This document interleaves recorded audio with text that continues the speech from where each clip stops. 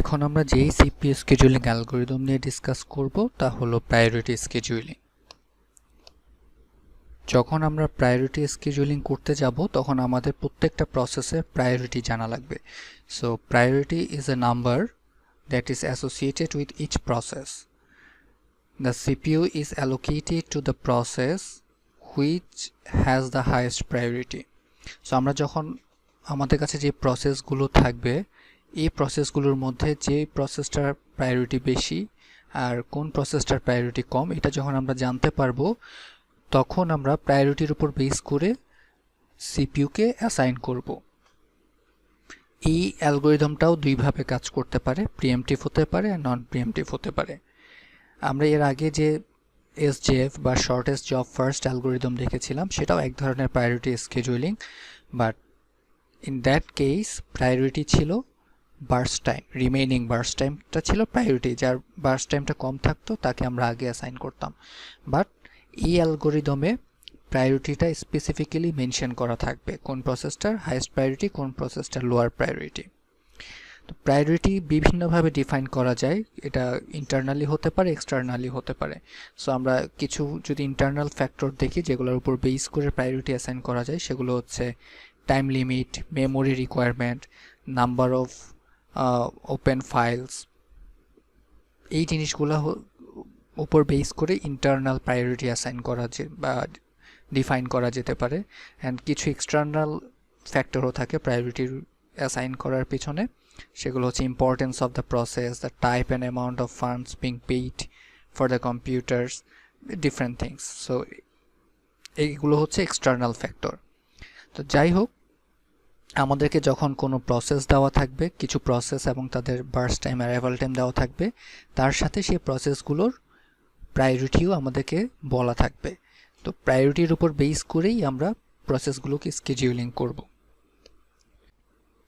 এখানে আমরা একটা প্রায়োরিটি স্কেডিউলিংয়ের এক্সাম্পল দেখতে পাচ্ছি। This is non preemptive priority scheduling. So এখানে বেশ কিছু প্রসেস দেওয়া আছে, তাদের বার্স্ট টাইম দেওয়া আছে, তাদের প্রায়োরিটি দেওয়া আছে। তো এখানে যেহেতু অ্যারাইভাল টাইম দেওয়া নেই, তো আমরা ধরে নিব সবগুলো প্রসেসের অ্যারাইভাল টাইম হচ্ছে 0। আর প্রায়োরিটিতে যে নাম্বারগুলো আছে, নর্মালি যেটা হয়, যদি নাম্বারটা লোয়ার হয়, lower numbers represent to higher priority. যদি অন্য কোনোভাবে অ্যাসাইন করা থাকে প্রায়োরিটি, তাহলে সেটা মেনশন করা থাকবে যে কোন নাম্বারটা হাইয়েস্ট প্রায়োরিটিকে রিপ্রেজেন্ট করে। সো আমরা যদি এখন স্কেডিউলিং গ্যান্ট চার্টটা ক্রিয়েট করি, এখানে দেখতে পাই যে যেহেতু সবগুলো প্রসেসের অ্যারাইভাল টাইম 0, তখন আমরা চিন্তা করব যে প্রায়োরিটি কার বেশি। তো এখানে আমরা দেখতে পাচ্ছি সবচেয়ে বেশি প্রায়োরিটি হচ্ছে P2। So that's why P2 এখানে আসলো এবং P2 এর বার্স্ট টাইম দরকার 1 বার্স্ট টাইম সে কমপ্লিট করলো। দেন হাইয়েস্ট প্রায়োরিটি হচ্ছে P5। সো P5 এক্সিকিউট করবে for 5 burst time. Then P1 এর দরকার হচ্ছে 10 burst time. So P1 10 burst time execute করবে। Then P3 and at last P4। So এইভাবে algorithm, non preemptive priority scheduling algorithm follow করে প্রসেসগুলো সিপিইউতে তাদের টাস্ক কমপ্লিট করবে। সো এইখানে যদি আমরা সেম ওয়েটিং টাইম বের করার চেষ্টা করি, তাহলে কি হবে? P2 এর জন্য ওয়েটিং টাইম কত? P2 স্টার্টেড 0 এবং সে এসেছিল 0তে arrival time, that is 0। Then P5 start করেছে 1-এ অ্যান্ড P5 অ্যারাইভ করেছিল 0তে, so waiting time 1। P1 start করেছে 6-এ অ্যান্ড অ্যারাইভ করেছিল 0তে, so waiting time 6। P3 start করেছে 16-এ অ্যান্ড অ্যারাইভ করেছিল 0তে, so waiting time 16। P4 start করেছে 18-এ অ্যান্ড অ্যারাইভ করেছিল 0তে, সো অ্যারাইভাল টাইম হচ্ছে, ওয়েটিং টাইম হচ্ছে 18। সো এখান থেকে আমরা অ্যাভারেজ ওয়েটিং টাইম বের করতে পারবো। And same goes for turn around time, আমরা সেমভাবে টার্ন অ্যারাউন্ড টাইমও ক্যালকুলেট করতে পারবো। সো এই অ্যালগরিদমটা শর্টেস্ট জব ফার্স্টের মতোই, বাট এখানে স্পেসিফিক্যালি একটা প্রায়োরিটি কলাম থাকবে অ্যান্ড প্রত্যেকটা প্রসেসের প্রায়োরিটি আমাদের জানা থাকবে, so that we can compare যে কোন প্রসেসটাকে আগে এক্সিকিউট করতে হবে। সো এখানে কিছু প্রবলেম হতে পারে, সেই প্রবলেমটা হচ্ছে স্টারভেশন। যদি এমন হয় যে লো প্রায়োরিটি প্রসেস কখনোই এক্সিকিউট করতে পারছে না, তাহলে কিন্তু স্টারভেশন হয়ে যাবে। যদি ক্রমাগত আমার এমন কোনো প্রসেস আসতে থাকে যেগুলো সবই হায়ার প্রায়োরিটির, ফর এক্সাম্পল এখানে P4 এর প্রায়োরিটি সবচেয়ে কম, সো আমার যদি P1 P2 P3 P4 এই প্রসেসগুলো এক্সিকিউট করার টাইমে আরও নতুন প্রসেস আসে যাদের প্রায়োরিটি হাই, তাহলে P4 কিন্তু কখনোই এক্সিকিউট হবে না, P4 অলওয়েজ ওয়েটিংয়ের মধ্যেই থাকছে। সো দ্যাটস ওয়াই P4 এর জন্য স্টারভেশন হতে পারে যদি প্রসেসগুলোর প্রায়োরিটি লো থাকে। সো এটার জন্য আমরা যেটা করতে পারি একটা সলিউশন, সেটা হচ্ছে এইজিং মানে হচ্ছে যদি কোনো প্রসেস অনেক বেশি সময় ধরে ওয়েটিংয়ে থাকে তাহলে একটা স্পেসিফিক টাইম পরে গিয়ে তার প্রায়োরিটিটাকে একটু বাড়ায় দেওয়া, যাতে করে তার এক্সিকিউশনের চান্সটা বেড়ে যায়। সো এই কনসেপ্টটাকে আমরা বলি এইজিং করে আমরা এই প্রবলেমটা সলভ করতে পারি। এখন আমরা আরেকটা এক্সাম্পল দেখব, সেটা হচ্ছে preemptive priority scheduling. So this are the same, এখন হচ্ছে আমাদের অ্যারাইভাল টাইমগুলো ডিফারেন্ট প্রত্যেকটা প্রসেসের, অ্যান্ড প্রায়োরিটিগুলোও এখানে বলা আছে। সো এখন আমরা কিভাবে চিন্তা করব যে আমরা প্রিএমপ্টিভে আমরা কি জানি যে আমরা একটা প্রসেস এক্সিকিউট হতে থাকবে, ওর এক্সিকিউশনের টাইমে যদি একটা হায়ার প্রায়োরিটির প্রসেস আসে তাহলে সে তার এক্সিকিউশন স্টপ করে ফেলবে, অ্যান্ড আদার প্রসেস যেটা হায়ার প্রায়োরিটি সে তার এক্সিকিউশন স্টার্ট করবে। সো এইভাবে যদি আমরা ক্যালকুলেট করি তাহলে এখানে দেখি যে যখন টাইম 0 তখন জাস্ট দুইটা প্রসেস আছে, দুইটা প্রসেসের মধ্যে কার প্রায়োরিটি বেশি? P2। সো P2 এক্সিকিউট করলো, P2 এর বার্স্ট টাইম হচ্ছে 1, সো P2 ইজ কমপ্লিট। দেন যখন টাইম 1 তখনও আমার সিস্টেমে আর কেউ নাই, এখন শুধু P1 আছে, সো P1 তার এক্সিকিউশন স্টার্ট করবে। সো P1 এক্সিকিউট করতে করতে যখন টাইম 3 হবে তখন দেখা যাচ্ছে P3 অ্যারাইভ করেছে, সো ওর এখন আর বাকি আছে 8 অ্যান্ড P3 আসলো। সো এখন আমি যদি কম্পেয়ার করি P1 অ্যান্ড P3 এই দুটোর মধ্যে কার প্রায়োরিটি বেশি, তো এখানে আমি দেখে বুঝতে পারছি P3 এর প্রায়োরিটি বেশি। সো P3 এক্সিকিউট করবে, P3 এর বার্স্ট টাইম হচ্ছে 2, সো P3 এক্সিকিউট করলো অ্যান্ড P3 ইজ কমপ্লিট, ওর আর কিছু বাকি নেই।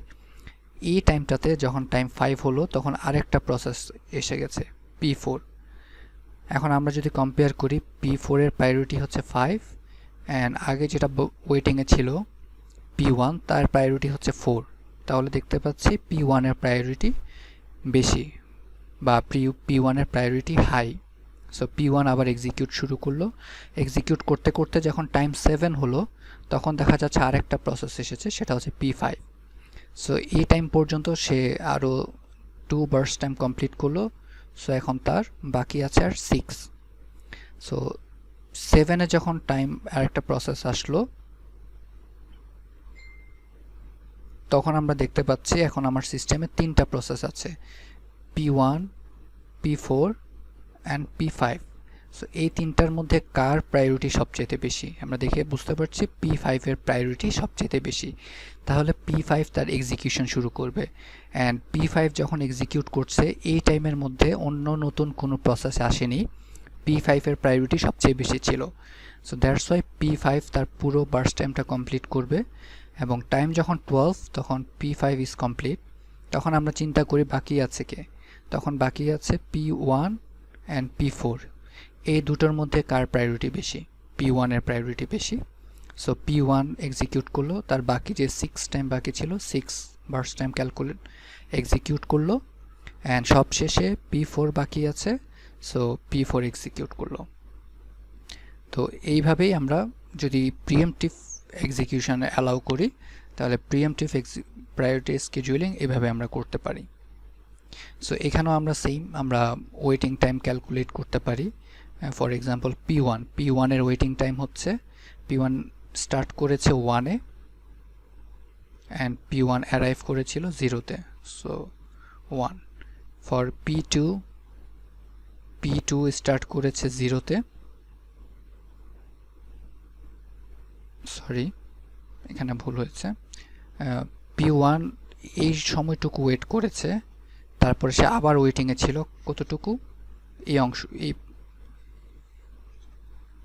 এইটুকু 5 - 3 প্লাস সে আবার ওয়েটিংয়ে ছিল এই অংশটুকু, সেটা কত, 12 - 7। সো P1 এর টোটাল ওয়েটিং টাইম হচ্ছে 1 + 2 + 5, that is 8. and for P2 start করেছে 0-তে, অ্যারাইভ করেছে 0-তে, and P2 এর পরে আর নেই, সো P2 এর ওয়েটিং টাইম 0. for P3 এর অ্যারাইভাল, P3 এর স্টার্ট টাইম হচ্ছে 3, P3 অ্যারাইভ করেছিল 3-তে, and P3 এর পরে আর আসেনি, so or waiting time 0. for P4 start করেছে 18-এ, and P4 অ্যারাইভ করেছিল 5-এ, সো ওয়েটিং টাইম হচ্ছে 13. for P5 স্টার্ট করেছে 7-এ, and P5 এসেছিল 7-এ, সো এর ওয়েটিং টাইম হচ্ছে 0. সো এইভাবে আমরা ওয়েটিং টাইমগুলো ক্যালকুলেট করতে পারি. সো আমরা যদি ওয়েটিং টাইমগুলো খেয়াল করে দেখি তাহলে বুঝতে পারবো কাদের ওয়েটিং টাইম খুবই কম. যাদের প্রায়োরিটি অনেক বেশি তাদের ওয়েটিং টাইম খুবই কম ছিল, এবং যাদের প্রায়োরিটি কম তাদের ওয়েটিং টাইম সবচেয়ে বেশি ছিল. সো